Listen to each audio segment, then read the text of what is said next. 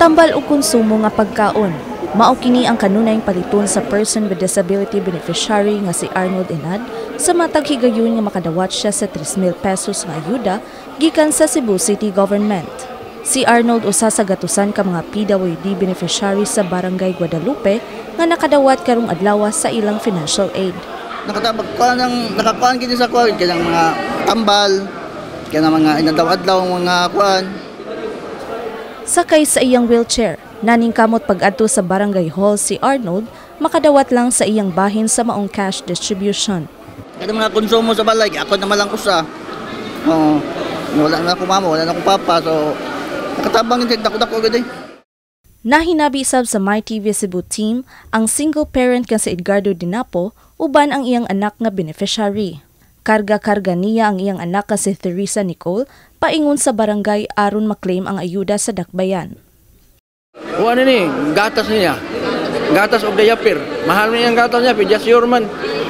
Nya kaniyang 3,000 na, binlan na gamay kayo. Pediasure niya ang gatas na niya.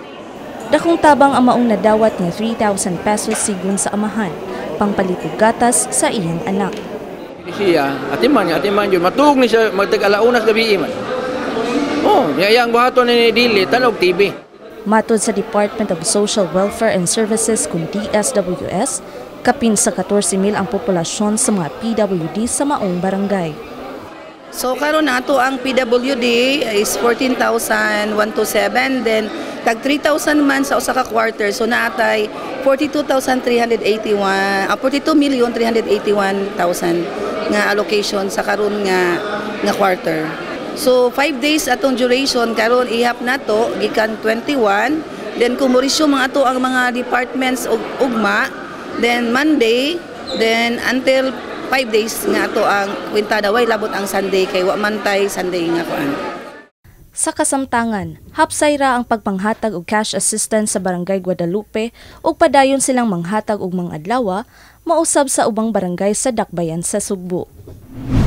Alang sa mga PWDs nga wala nakakuha silang cash assistance karon og ugma, pwede pa sa Lunes hangtod Miyerkules sa City Treasurer's Office sa Cebu City Hall. Kini si Riza Pahuway, CNUcom intern, alang sa MyTV Cebu.